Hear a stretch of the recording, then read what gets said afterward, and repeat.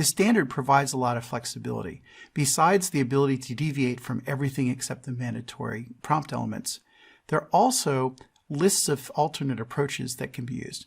For example, in 6.4.1, which talks about criticality levels and initial risks for each hazard, it requires that you have a hazard log. You have to write down a list of all the hazards you need to mitigate. But how you get there is entirely up to you.